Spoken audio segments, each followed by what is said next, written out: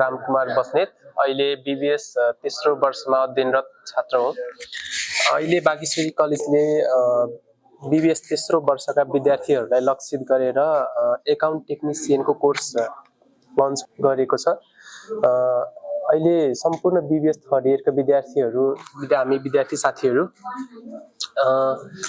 Tax account त पढ्यो, तर प्र्याक्टिकल लाइफमा कुनै पनि बिजनेस फर्ममा, बिजनेस अर्गनाइजेसनमा गइसकेपछि त्यसको एकाउन्टिङ ट्रान्जेक्सनको रेकर्डहरू कसरी हुन्छ भन्ने कुरा चाहिँ अहिले हामी यो नन क्रेडिट कोर्स अन्तर्गत सिकिरहेका छौँ।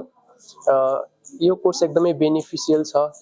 प्र्याक्टिकल लाइफमा पछि बिजनेस अर्गनाइजेसनमा गइसके पछाडि यसको उपयोग कसरी हुन्छ भन्ने कुराको नलेज हामी अहिले लिइरहेका छौँ। एकदमै बेनिफिसियल छ।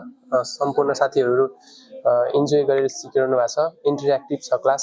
अहिले प्र्याक्टिकल लाइफमा टिडिएस कसरी गर्ने, ट्याली इन्ट्रिजहरू कसरी गर्ने, रिपोर्टिङ कसरी बनाउने भन्ने कुराहरू सरले हामीले सिकाइरहनु भएको छ। एकदमै इन्टरेक्टिभ छ, राम्रो छ, बेनिफिसियल छ। Thank you so much.